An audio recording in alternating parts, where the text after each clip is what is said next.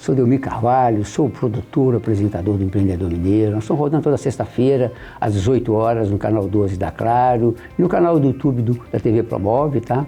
Vai lá, curte, acompanha nossos programas. E o objetivo nosso é trazer empreendedores, compartilhar conhecimento, compartilhar inquietações e os desafios do mercado. E hoje eu vou ter o prazer de compartilhar esse momento com vocês, com o meu amigo Franci, professor, administrador, contador. Eu acho que vai ser fantástico esse momento. E nós vamos entrar no mundo da consultoria contábil e da consultoria de condomínio. E aí, Franci, quem é você, meu caro? Compartilha com a gente aí sua história, Boa tarde, sua trajetória. Professor Delmir, sou professor Franci, né? Alguns me conhecem como Franci Petruccelli, né? Eu brinco que sou professor italiano. É um prazer estar aqui no programa Empreendedor Mineiro com vocês, tá? E assim, né, a nossa vida, a gente tem que empreender constantemente, né? Empreender no sentido assim, de buscar sair um pouco da rotina para quebrar paradigmas, né? E assim, ao longo do tempo, né, enquanto estudante e depois como professor, a gente vai descobrindo dores, né? E a gente precisa de remédio para essas dores. Por isso que eu adentrei, estou aventurando aí, estou empreendendo, né, na ingestão de condomínios e na área de mercado, né, do mercado contábil. Passa pra gente o seu currículo, porque você tem um currículo que eu acho que merece compartilhar antes da gente dar a partida aqui, a largada para a nossa prosa. Bom, vamos lá, né? Eu brinco que eu empreendi muito na educação, né? Primeiramente eu precisava de uma base e a educação foi a base, sabe, Delmir? Fiz primeira análise de sistemas, concluindo ele, né, no ano de 2002 aproximadamente. Depois eu fiz 2 pós-graduação, né, lato sensu, uma em sistemas de informação e a outra em marketing. Posteriormente eu fiz um mestrado, né? Um mestrado profissional em administração. Terminei por volta de 2011. Nós encontramos lá, tá? Nós estamos juntos nesse mestrado. Exatamente, lá em Pedro Leopoldo. Todo sábado, de 8 da manhã até as 17 horas, né? Cara, mas aquele sábado ali pra mim era Você inspirava muito, cara. Eu acho que aquilo ali era fantástico. Compartilhar com os professores, com os colegas. Pegava aula com o professor Giroletti, né? Eu adorava o Giroletti. Aí a aula terminava às 19 horas. Professor Giroletti, um abraço, meu caro. Você é Saudades, o cara. professor Giroletti. E eu lembro, né, que assim, a gente cansado, né, na labuta de segunda a sexta, né, 40 horas semanais, 44 horas semanais e todo sábado, né, de 8 até as 17, ou um pouquinho mais quando tinha aula com o saudoso professor Giroletti, né, a verdade é essa. Eu lembro que eu tinha um menino pequeno, Delmir. Eu falei assim, tem que estudar, não adianta, o menino tinha nascido em janeiro de 2009, comecei o mestrado em fevereiro de 2009, eu falei, tem que estudar, então procurei esse caminho de eu empreender, sabe, Delmir? Posteriormente, sentindo falta da graduação em administração, iniciei ela em 2014, finalizando em 2016. Logo após finalizar a graduação em administração, comecei uma graduação em contabilidade à distância, mas na época eu fazia a prova presencial na instituição, sabe? Presencial, eram 2 provas presenciais, recordo muito bem disso. Às vezes eu sentava junto com os alunos assim da instituição, né? Estou na mesma instituição que é Newton Paiva. E assim, professor, o que você está fazendo aqui? Gente, estou fazendo curso de ciências contábeis. Era muito engraçado, sabe? Estava do lado dos alunos. Enfim, quando foi em 2018, finalizei o curso de Ciências Contábeis e 3 meses depois eu fiz a prova de proficiência ali do CFC. Um outro detalhe importante que pouco sabe, Delmir, que eu cheguei a fazer também curso de Direito, até o 4º período. Né? Parei, cansei, minha mente já não estava mais funcionando, né? Já estava muito cansado, falei assim, não dá, eu paro agora, 3 graduação, 1 mestrado e 2 especializações, está de bom tamanho. Né? Só para complementando sua fala, observa a importância de capacitar. Ele se preparou para estar onde ele está hoje. Agora, fala um pouco, como é que você chegou nesse projeto da contabilidade e da gestão de condomínio? Como é que foi, qual foi o insight para você estruturar esse negócio? Vamos lá, né? Desde 2009, que eu já trabalho, 2010, perdão, que eu já trabalho já com a disciplina de empreendedorismo, sabe? Dei muitas mentorias, muitas consultorias, ajudei a fazer muitos planos de negócio, ajudei muito nos modelos Canvas de negócio, né, o famoso BMC aí. Tá? E desde então eu fico assim, gente, a sociedade, para a gente conseguir vender algo para alguém, a gente precisa encontrar um remédio para uma dor. E essa é a minha fala constante com os alunos. Né? Mas sabe que eu tive sempre uma aplicação muito dedicada, sempre com os alunos, sempre buscando trazer informações mais atualizadas para eles. Então, assim, quando eu tentava abrir um negócio, às vezes não tinha tempo de dedicar para o meu próprio negócio. Só que a vida vai nos levando um determinado rumo, que fala, opa, você precisa também ter o seu próprio negócio. A gente não pode ficar só dependente, né, de um trabalho de CLT no caso aí. Então, juntamente com os meus alunos ali, eu fui descobrindo oportunidades. Falei, calma, eu estou orientando tão bem os meus alunos, eu também posso ter um negócio assim como eles. Vários voltaram, me agradeceram, né, pelas orientações. Falei, por que não é minha vez? E como é que começou a gestão de condomínios, Delmi? Esse é o fato mais curioso de todos que alguns me perguntam, sabia? Sempre morei em casa. Hoje, com 46 anos de idade, até os 42 anos, sempre morei em casa. Sempre fui fã de morar em casa. Mas as curvas da vida aí me fizeram, né, ir morar em um apartamento. Vi uma grande oportunidade de negócio, de compra, de aquisição. Vou comprar um apartamento. Comprei. Né? Aproveitei que estava no embalo ali de uma casa nova, aquele negócio todo, não conhecia apartamento. O que eu tinha que me adaptar com um apartamento grande? Não dá para ser de uma casa de 120 metros quadrados para morar num apartamento de 80. Então eu encontrei uma coisa mais ou menos compatível, um apartamento de 30 anos de construção, beleza. Chegando lá, não entendia nada de gestão de condomínios, não entendia nada de condomínio, não entendia nada de convenção, nada de assembleia, nada. Tudo para mim era novidade. Como sou professor, né, na essência, fui pesquisando as coisas. Você acredita que eu comecei a ver umas coisinhas erradas? Do tipo, tá, gente? Do tipo, opa, cadê o extrato bancário que não é apresentado? Na legislação, para todo mundo que eu comentava, era normal apresentar o extrato bancário. Lá no condomínio onde eu moro, não é normal. Então essas dores, assim, sabe, entre outras dores, assim, pessoas utilizando espaço comum, né, para vaga privada de carro, né, de determinado apartamento. Falei, isso está errado. E como professores começou a me cutucar. E conversando com uns ou os outros, principalmente na sala de aula, às vezes comentando uma dor na sala dos professores, não, lá está errado, não é desse jeito, não é desse jeito. Falei, calma aí, então tem gente também tem dor. Então, por que não vender um remédiozinho, uma pílula para sanar a dor, que é justamente o quê? Vender prestação de serviço qualificado, com alguém que quer vender qualidade. E assim começou o meu negócio voltado para a gestão de condomínios. R77, gestão de condomínios. Oportunidade, né?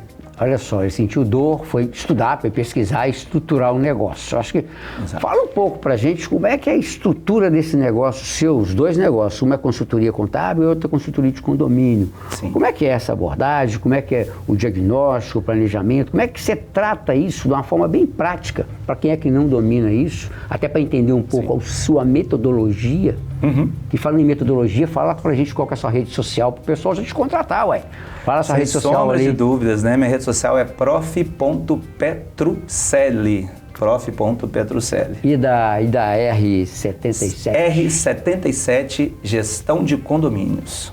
Isso aí. É um negócio novo, é um negócio recente, né? Tem aproximadamente aí, né? Tem menos de um ano, mas já estou com 6 condomínios. E a contabilidade? A contabilidade, é pegada um pouquinho diferente. O que eu pensei da contabilidade? Às vezes o empreendedor abre um negócio, né? E qual que é o grande dificultador, às vezes, de um empreendedor abrir um negócio?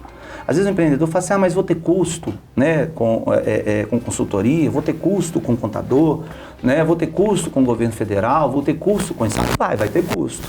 Então nada é melhor que você abrir um negócio já ciente de todos os custos que você tem. Né? A contabilidade foi o seguinte, quando graduei em contabilidade, né, graduei abrindo um leque, claro, para docência sem sombra de dúvidas, mas até então, né, não tinha atuado profundamente como estagiário, né, em nenhum escritório de contabilidade. Aí, Delmi, eu fui especializar, fui buscar informações técnicas, pegar um nicho específico de mercado, que são os profissionais da área da saúde. É o psicólogo, é o dentista, é o médico, é o fisioterapeuta, é o terapeuta ocupacional. Então, o que aconteceu com a contabilidade em si? Percebi que pessoalmente dando aula, né, para esses alunos, às vezes, da odontologia lá na instituição, eu percebi que eles tinham dor, não sabiam que tinham obrigação de pagar INSS, não tinham obrigação de pagar impostos. A conta, né, pessoa física deles, cheia de caindo dinheiro, eles não pagando nenhum tipo de tributo ao governo federal. Enfim, eu falei assim, gente, eles não sabem informações básicas de gestão.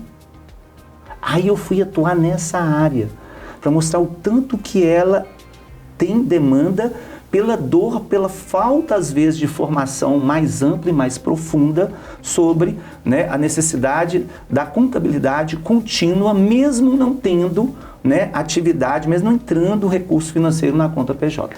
Sabe o que eu observo? Eu observo que a gestão, o papel forte do administrador e do contador, gestão.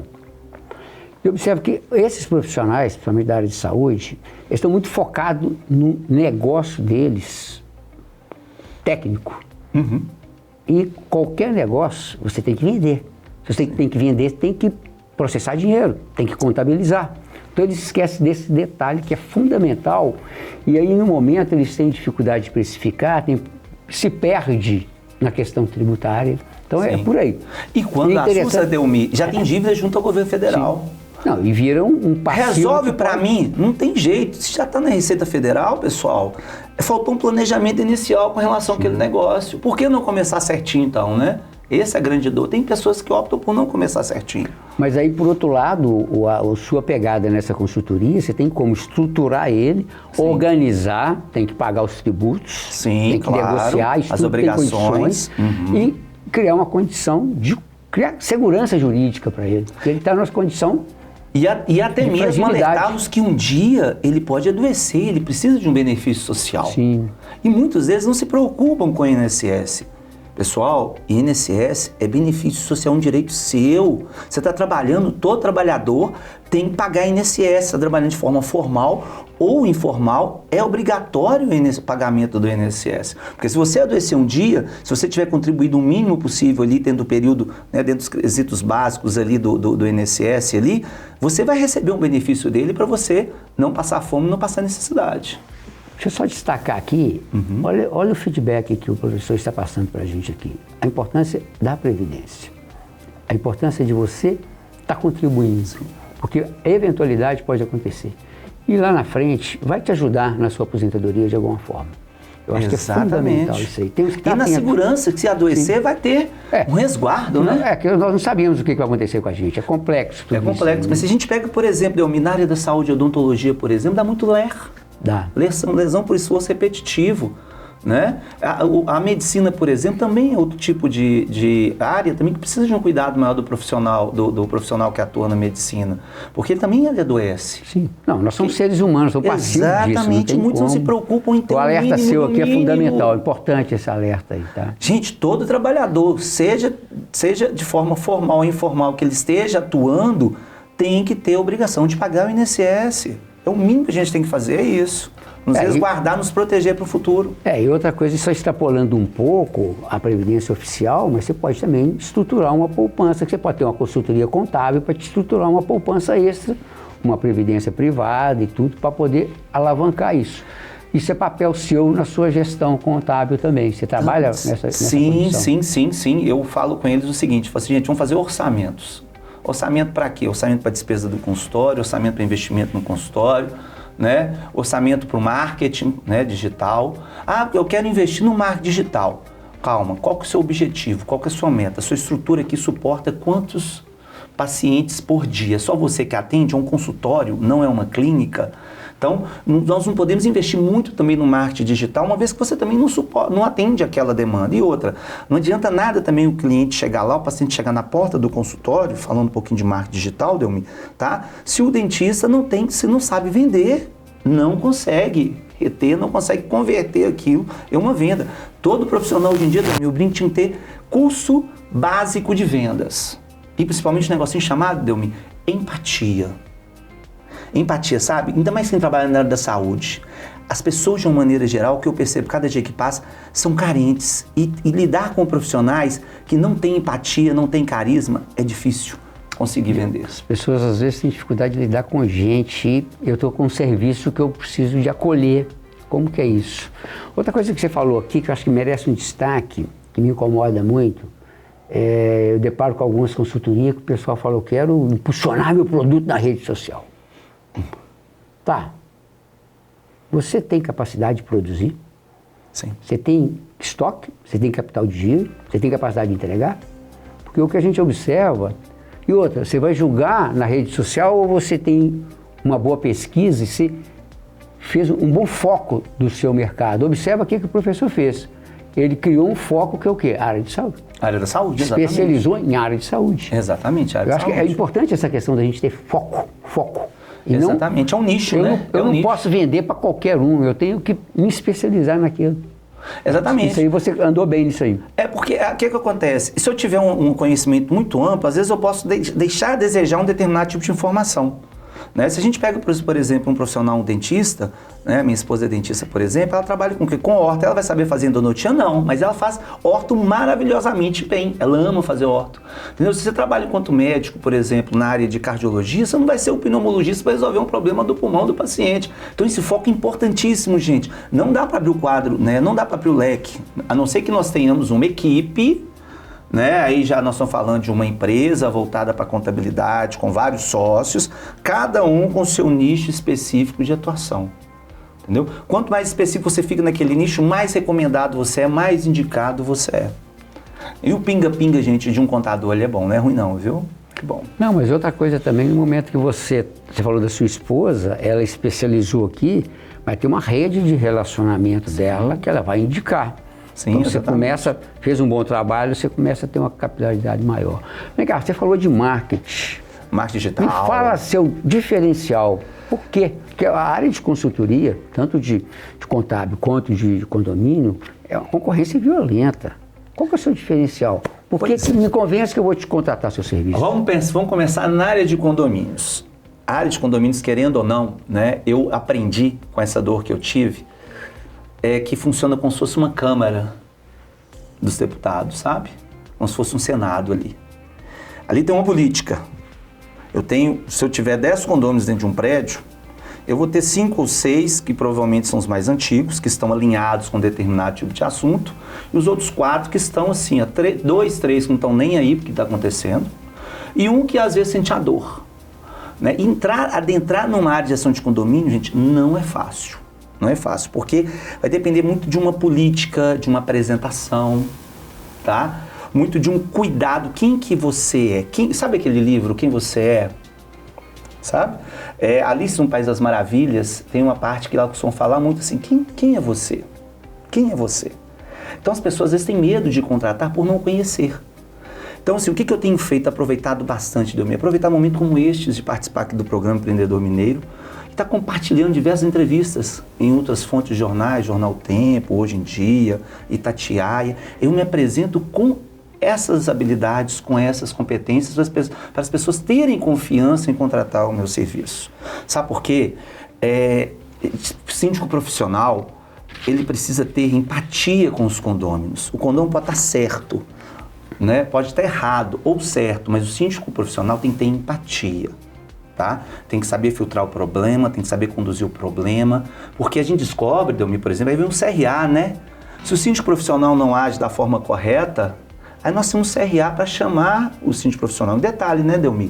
O síndico profissional tem que ter CRA ativo, né? O síndico profissional tem que ter empresa cadastrada junto ao CRA. Então nós temos um conselho por trás que também nos protege o negócio que a gente gere e também protege os condôminos caso tenha alguma diferença ali de informação em termos de contrato social, em termos de contrato, de prestação de serviços, aí entra o CRA para poder tentar resolver isso daí para a gente. Então, não é para os dois lados, tanto para o condômino quanto para o síndico profissional. Vamos lá, uma dor muito forte do mercado é precificar. Sim. Como é que é a sua pegada para precificar esse serviço na área de contábil e na área de condomínio, né? Por projeto, por assinatura? Como é que você está lidando com essa pegada? Essa pegada, Delmi, é o que eu falo, né? É o grande tchan, né? É o grande segredo, formar preço de venda. Tá? Quando a gente fala de produto final, né? Uma pizza, quando a gente está falando ali de um salgado, quando a gente está falando ali de um sanduíche, de cada 10 empreendedores, última vez que eu tive notícia, gente, menos de um tinha ciência exata, qual que era o custo exato para cada tipo de sanduíche, para cada tipo de pizza e para prestação de serviço. Como que a gente vai fazer esse levantamento de dados, né?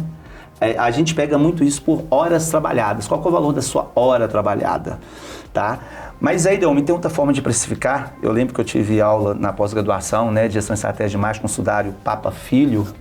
Não sei se você conhece o professor Sudário. Meu amigão. Filho, né? O professor Sudário é meu amigão. E ele deu aula para mim de formação de preço de vendas. Ele falou assim, ó, ou a gente vai pelo detalhe do custo, para a gente ter noção do quanto a gente pode colocar o nosso preço do produto final, tá? Ou então a gente vai por comparação. A gente pega danadinho da comparação e vamos ver o mercado. O que o mercado está oferecendo? Qual que é o valor? Quais são os diferenciais competitivos que a sua empresa tem? O que a sua empresa está agregando de valor, né, para a pessoa que vai contratar o seu negócio? Então, eu costumo trazer diferenciais competitivos, como, por exemplo, esse mês agora de abril e de maio, né, eu realizo oficinas de imposto de renda, reuniões online com os condôminos, oferecendo esse diferencial para tentar atraí-los, né, para a empresa R77 Gestão de Condomínios. Outra coisa, como é que você está tratando com os seus clientes essa questão financeira? Porque eu observo que os empreendedores eles têm uma dificuldade muito grande, igual você deu um exemplo aí, quando você chegou no condomínio não tinha nem balancete, não tinha nem extrato. Às vezes não compartilhava. Existe, mas não para todos, para alguns. Mas eu estou falando como é que você, nessa abordagem da sua consultoria contábil, como é que você está conversando isso e conduzindo com os seus clientes? Pois é, uma boa saúde financeira, porque eu acho que eu estou falando que, igual você falou aí, a dificuldade das pessoas de precificar o produto. Sim. E aí eles observam muitas empresas aí que eles estão alavancando vendas, mas se você der um zoom na empresa, ela vai quebrar naquele momento ali. Porque o cara tá vendendo, competindo por preço, aí tá jogando o preço lá embaixo. Sim. Aí você observa, quanto você tem em estoque? Quanto você tem a receber? Quanto você tem a pagar? Não fecha. Muitas empresas que estão nessa pegada. Sem contar que a inadimplência também está um pouco alta, sabe, Delmir? A última reportagem que eu vi, 7 de cada 10 famílias estão com dívidas, né? E apenas 4 ou 5 famílias, se não estiver enganado, conseguem pagar essas dívidas. As outras não conseguem pagar essas dívidas, né? Nós estamos passando por um momento financeiro, não só o Brasil, né? A gente fala Brasil, tem pessoas que generalizam, porque o Brasil é assim. A gente entende no Brasil que é assim, não, gente. O mundo todo é assim. A gente conhece o Brasil como exemplo. Sim. Né? E nada é melhor que a gente utilizar a comparação para a gente ganhar o quê? Maturidade, conhecimento, né, Delmir? A verdade é essa.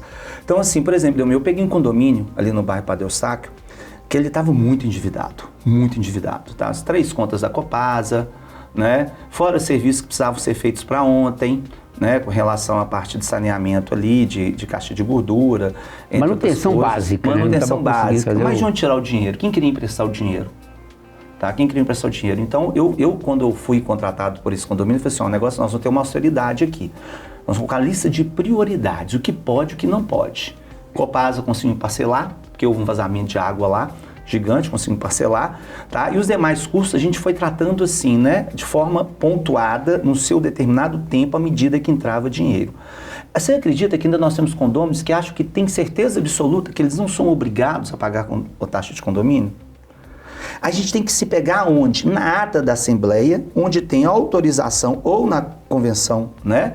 Do condomínio ali, onde tem autorização para protestar o nome. Se não tem autorização para protestar o nome, tá? O que a gente faz? Né? Eu, particularmente, o que eu faço? Eu entro em contato com o dono do imóvel. Falo, vem cá, ó, o apartamento é seu, está acontecendo isso, seu condomínio já está devendo 3 meses de condomínio, você nos ajuda a cobrar, porque você não tem que cobrar do dono, porque nós não precisamos pagar as contas aqui. Então, uma estratégia que eu utilizo, sabe? Ir atrás do dono do imóvel, para ele ajudar, né, de forma, né, da forma como cobrança, o seu, né, inquilino pagar as devidas contas ali. Às vezes surge problema, final de semana, um portão eletrônico estragou, não está funcionando, né? Às vezes surge problemas pessoais de condomínio, isso não entra, isso é um problema de relação entre eles, se for um problema geral de condomínio, que a gente adentra nesse quesito aí, ok? Mas assim, tem que ter austeridade. E esse mesmo condomínio que eu estou falando com você, já tem um prédio de 60 anos, final do ano agora com as chuvas intensas, apresentou vazamento, onde 2, 3 apartamentos ficaram, né, determinadas partes ficaram úmidos, mas úmidos mesmo, e aí? Agora tem que consertar, estão juntando dinheiro, custo lá embaixo, para conseguir ter, sem pedir novas taxas de condomínio extras, né, que seria a despesa aí extraordinária. Então, sem mexer com os proprietários também, como forma de quê? De falar o seguinte, vem cá, o dinheiro ele tem condições, mas só que nós vamos ter que ser pautado. Caminho a caminho, coisa por coisa. Devagarzinho chega lá. Eu observo, tem anos que eu moro em condomínio, no meu condomínio, tem uns 10, 12 anos que eu estou lá, eu sempre fiz parte do conselho, e eu gosto do conselho consultivo, porque eu vou contribuir, vou dar meu palpite, eu sou presente, tá? Mas eu observo que falta uma consciência da população, aquilo é dela. Se é dela, ela tem que zelar. Então eu observo que tem pessoas que estão longe daquilo. Então, e é no geral eu vejo isso nas pessoas. As pessoas não sei qual drive que está, qual a frequência que o pessoal está. Agora outra coisa é o seguinte, atrasou tem que... É o sentimento de pertencimento, né, Delmi? Pois é, mas atrasou tem que processar e ponto final, não desgasta não, porque não dá para ficar prolongando muito. Eu tento, faço a cobrança normal, 1, 2 vezes, até acionar o dono. O dono resolveu para mim, ótimo. Sim. Bom, lá, outra coisa, eu quero discutir inovação e tecnologia. Como é que está a sua empresa? Como é que você está vendo esse momento louco que nós estamos vivendo aí com essa evolução tecnológica? Observa que antigamente a gente falava que as revoluções industriais eram de 100 anos, agora é agora. 50 anos em cima. Agora. Depois da pandemia é agora, é para ontem, é para amanhã, né? Como é que você está vendo, como é que você está trabalhando internamente na sua empresa, essa parte da tecnologia? Pois é, você sabe que eu tenho utilizado bastante essas tecnologias, principalmente para as questões financeiras. Nós temos softwares muito bons hoje em dia, muito bons. Tanto para a área contábil, né, quanto para a área de geração de boletos, gestão de contas, orçamentos, enfim. Tá? As tecnologias, de certa forma, elas, para prestação de serviço, elas têm agregado muito valor, Delmi. Tá? Hoje em dia, por exemplo, a gente pega o Banco Inter. O Banco Inter é maravilhoso para mim trabalhar com isso. Muito bom para trabalhar com isso. Nós temos softwares ERPs aí, cada um com um diferencial competitivo.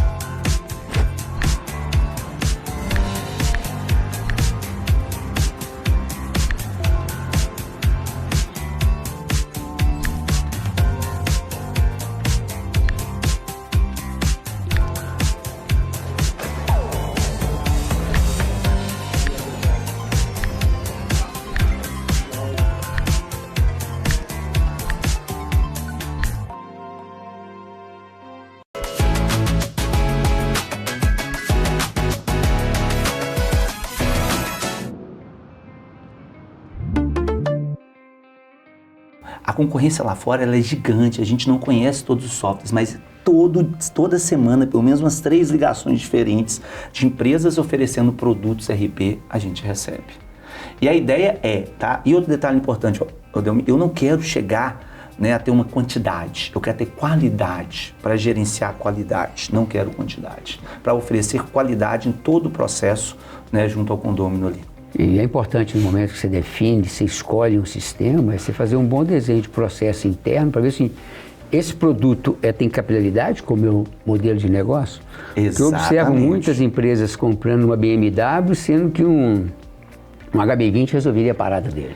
Exatamente. E aí ele paga um custo alto e não utiliza a potencialidade. Então é importante você ter essa noção, esse conhecimento técnico do qual que é a sua necessidade. Pois é, e essa é a grande necessidade, né, de pesquisa, porque às vezes a gente vai pagar caro por um software, a gente vai utilizar dele em 50% das suas funcionalidades.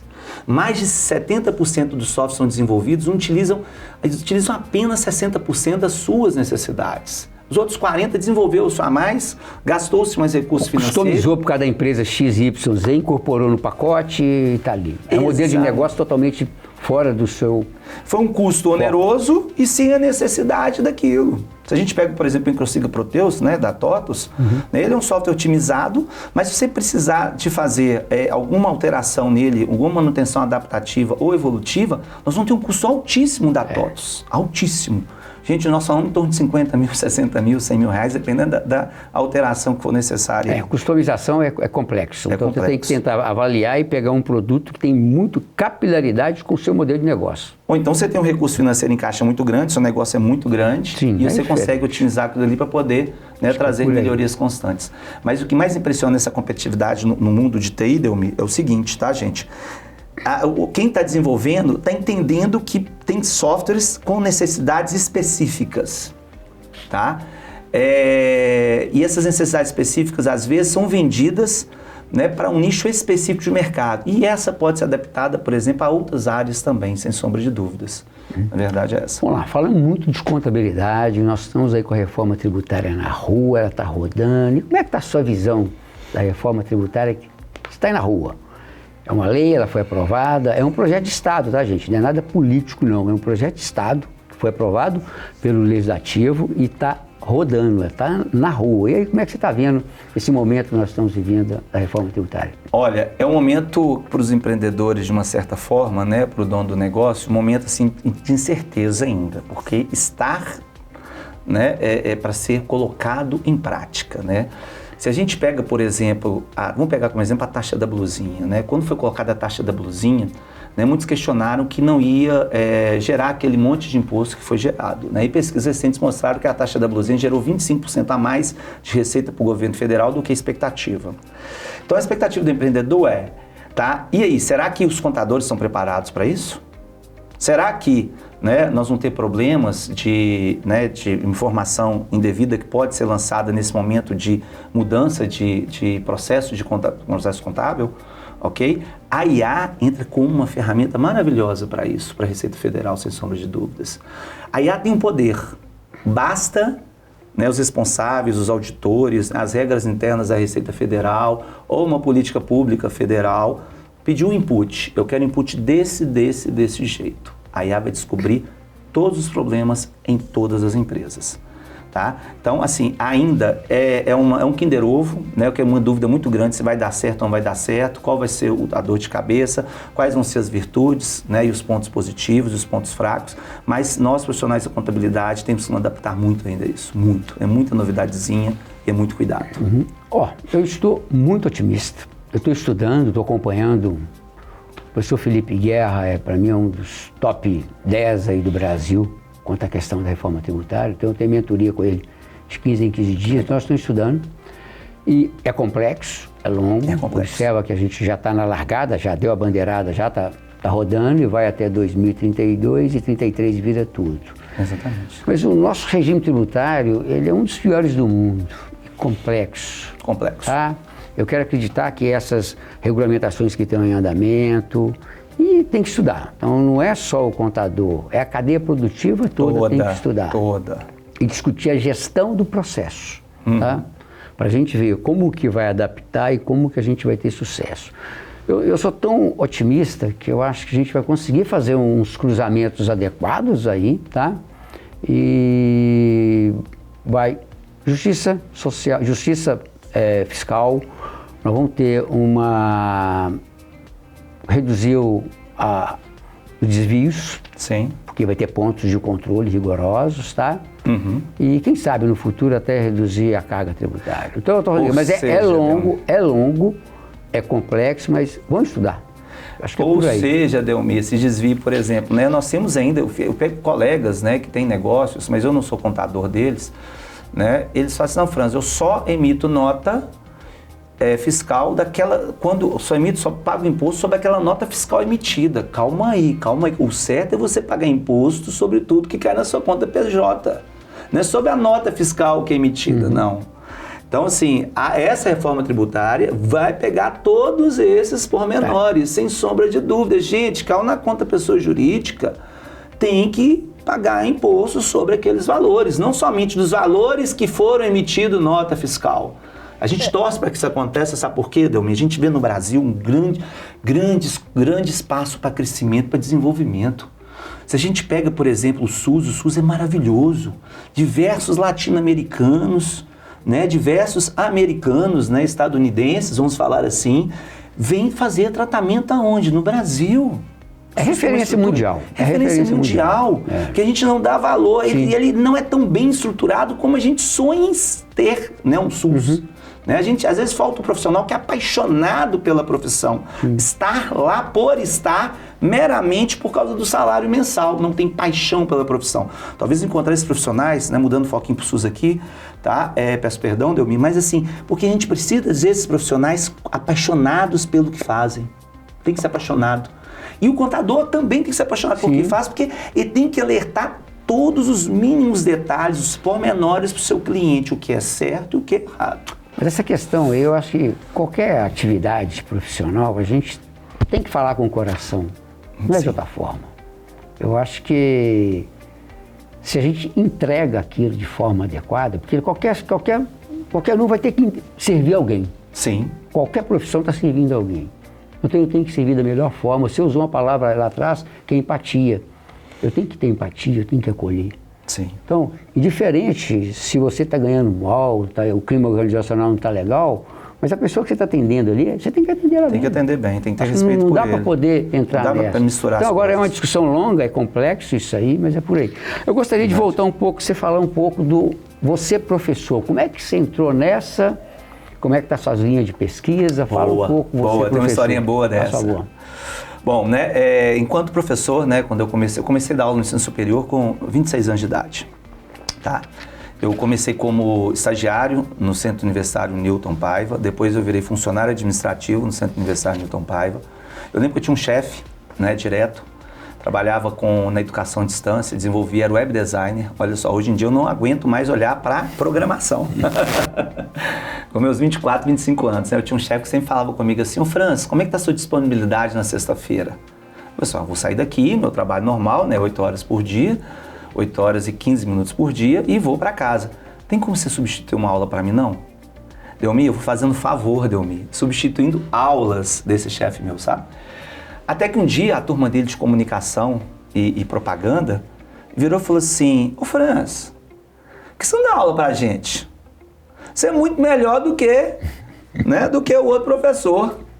Aí eu falei assim: gente, não brinca com um negócio desse não, que às vezes você tá escutando, né? Pode achar ruim, né?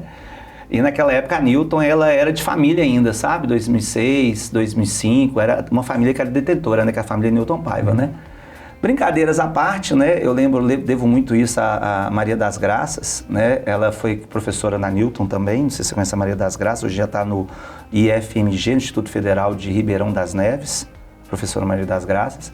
Ela virou para mim, me vendo dando aula lá e tudo mais. Então, Francis, toda sexta-feira você está aqui? Eu falei assim: o chefe pediu para poder substituir a aula dele aqui. Eu estava dando aula para James Project, gerenciamento de projetos, né? Já tinha minhas 2 pós-graduação em sistema de informação e marketing. Aí, Delmi, o que aconteceu? Né? A Graça falou comigo assim: eu tenho espaço para você como é que chama? IBIS. No IBIS Facenc.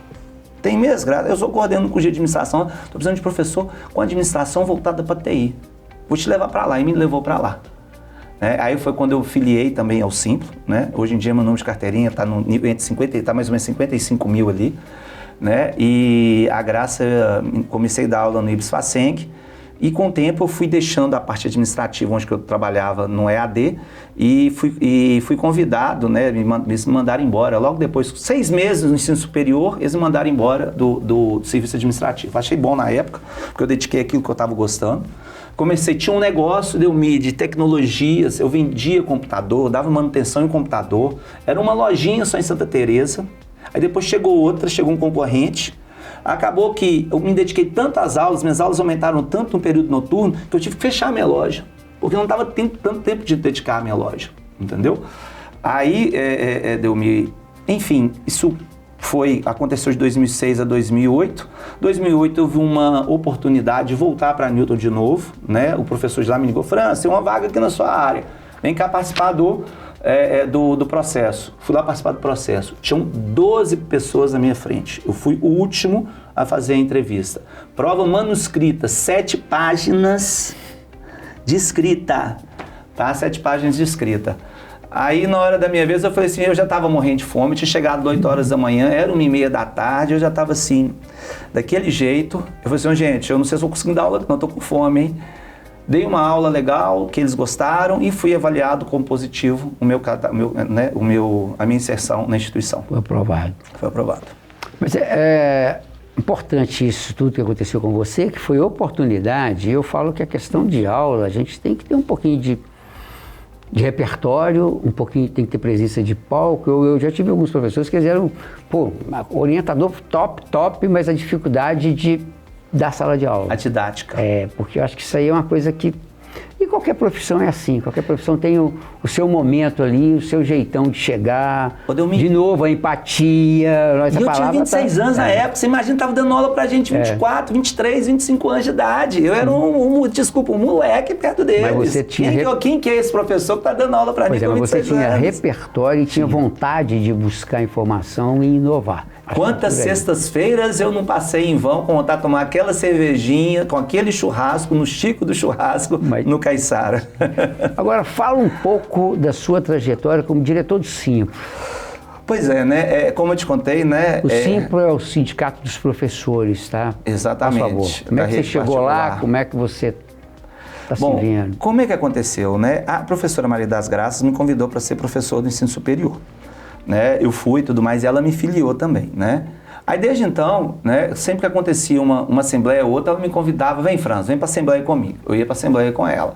E participando sempre dos processos ali, né, dos movimentos, da questão da convenção coletiva, da dificuldade, às vezes, em renovar uma convenção coletiva. Por isso que eu penso o seguinte, Delmir, a gente tem que ter um sindicato, a gente tem que ter uma associação para representar as pessoas de uma maneira geral. Né? Um empregado, ele não vai chegar perto do empregador e vai falar o seguinte, ó, vem cá, esse ano eu preciso de 6% de aumento. Ah, mas por quê? Por causa disso, o empregado não vai ter coragem de fazer isso. A gente precisa de uma representação, né? Que alguém nos represente ali. Aí eu comecei a participar muito com a Maria das Graças em várias assembleias, né? Em várias assembleias ali, inclusive movimentos de ir para a rua realmente, panfletar, né? De distribuir panfleto em portas das escolas e tudo mais. Aí, um belo dia, em 2015 para 2016, eu recebi um telefonema de um diretor lá de dentro, né, falando assim, Franz, a professora Maria das Graças, a gente já te conhece há um tempo, a professora Maria das Graças, que fazia parte, representava, né, a instituição Newton aqui, ela passou no concurso federal, desligou do Simpro, e a gente está precisando de alguém dentro da Newton. Você estaria disposto? Você quer vir cá bater um papo com a gente? Eu falei assim, que dia, que é o horário que eu posso bater o papo? Eu fui lá, e até hoje, eu descobri em mim um potencial para poder fazer parte de movimentos sociais, sabe? Assim, são muitas pessoas que sofrem, muitas pessoas que precisam de apoio e não têm um apoio adequado para poder corresponder àquela dor e tentar gerar uma solução ou minimizar aquela dor. Então, acabou que me identifiquei um pouquinho com isso. Este é o Simpro. Ele representa todos os professores que lecionam nas escolas particulares desde a educação infantil até o ensino superior. O Simpro existe para defender a categoria e organizar os professores na luta por melhores condições de trabalho, de salário e de vida. O sindicato age para que escolas respeitem as leis trabalhistas. Ele também representa os interesses dos professores junto ao Congresso Nacional e órgãos do governo. A Convenção Coletiva de Trabalho é um exemplo da ação sindical. Nascida das reivindicações da categoria nas campanhas salariais, ela regulamenta as relações de trabalho nas escolas e dá proteção aos professores. A sindicalização é um direito e uma opção individual, que fortalece a categoria e dá ao professor uma identidade coletiva. Quem é sindicalizado conta com serviços exclusivos de advogados para ação trabalhista e pedido de aposentadoria, cursos e congressos, tratamento de voz com fonoaudiólogo, colônia de férias e desconto em cinemas, parques de diversão e outros serviços. O Simpro está aqui. Pode entrar, que a casa é sua.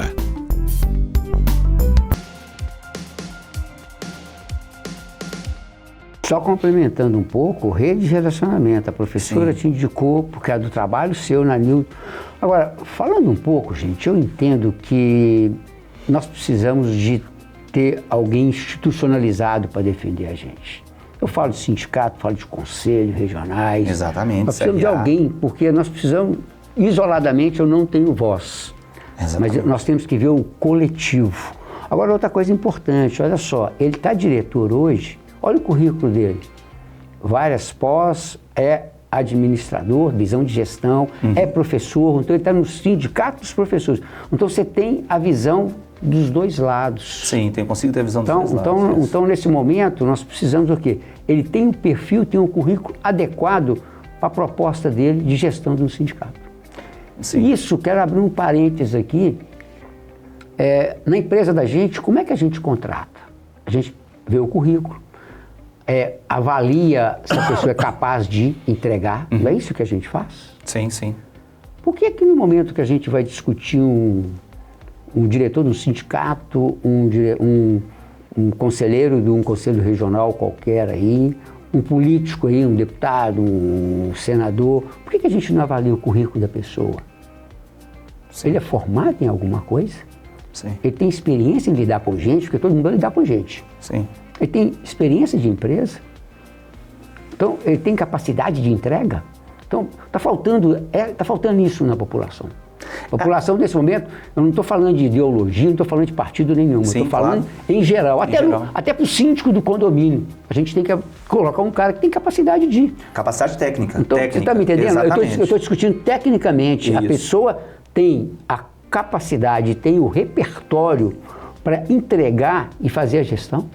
Exatamente. E aí eu faço uma boa pergunta, tá? Você contrataria essa pessoa para a sua empresa? De jeito nenhum, ele é muito ruim. Por que você botou nele? Tá entendendo? Eu acho que é uma discussão, ela é discussão técnica, não é discussão ideológica e política, não. Eu não sei como que você vê essa questão. A liderança tem que ser transformacional. Aí. A liderança não pode ser transacional. A liderança tem que ser transformacional. Né? É aquela liderança onde trabalha-se a questão dos desafios, entendeu? Os elogios, querer transformar aquele liderado em um líder no futuro. O salário ele é bom, mas a pessoa tem que estar trabalhando por paixão, por vontade. Quanto mais a pessoa trabalha por paixão e por vontade, mais ela tem chance de ser um grande profissional na área. Eu falo muito que o coração tem qualquer atividade, o coração tem que mover. Tem que mover, exatamente. Não tem que ficar carregando pedra. Exatamente. Agora, lógico, se eu estou num ambiente tóxico, se eu estou num ambiente que não me favorece, eu vou buscar capacitar e vou me desligar da empresa, vou demitir a empresa, mas eu tenho que me capacitar. Você sabe, Delmir, que isso tem dois lados. Você sabe que as pessoas às vezes me veem como se, ele questiona algumas coisas, mas eu questiono por ser direito, por ser democrático. Sim. Né? É por aí. E é por aí. Acho que o saber um pouquinho a mais, ter um pouquinho mais de formação, um pouquinho de conhecimento, Sim. não é questão de ser chato, gente. É um direito democrático. Sim. É um direito que a Constituição nos prevê e a gente tem que fazer por isso. Senão o mundo não evolui. Como a gente quer uma sociedade mais evoluída, com menos corrupção, com menos problemas, se muitos têm medo de questionar o que é certo, né? Então eu vejo nisso. Agora, de uma forma ética, transparência, eu acho que é por aí. Sim. Acho que falta isso um pouco. Nós estamos encerrando aqui, mas antes eu gostaria que você falasse um pouco dessa experiência que nós vivemos aqui, o que você achou, umas 2, 3 palavras que resumem essa experiência. Esse momento que nós vivemos junto aqui. Vamos lá, o momento é fantástico, né, Delmir? Primeiramente, queria agradecer muito pela oportunidade, o momento é único, entendeu? Um momento ímpar, quem sabe a gente tem a oportunidade de voltar aqui um outro dia, tá? Mas eu queria deixar um recado que é o seguinte, Delmir, aqui, o que a gente está fazendo aqui está compartilhando uma dor, é um relato que nos ajudou em oportunidade de negócio. E eu queria que vocês identificassem também a dor de vocês, para quem sabe não ser uma oportunidade de negócio para a vida deles. É ou não é? Tá? Agora eu queria deixar uma frase que é a seguinte, Delmir. Se eu perguntasse quantos querem vencer na vida, Delmir, a maioria vai levantar a mão e vai falar que quer vencer na vida. Aí a pergunta é, quantos se prepararam realmente para vencer na vida? Eu nunca me preparei. Eu não me preparo. Então como é que a gente vai vencer na vida? Às vezes pode demorar 10 anos no processo, às vezes o processo pode ser longo, mas você vai vencer no 12º, no 15º, no 20º ano, mas tem que se preparar. Porque você estando preparado, você tendo conhecimento e informação, você consegue ir longe. Complementando um pouco a sua fala, eu lembro do Karnal. O Karnal fala que nós temos que ser protagonista. Sim. E como que eu tenho que ser protagonista?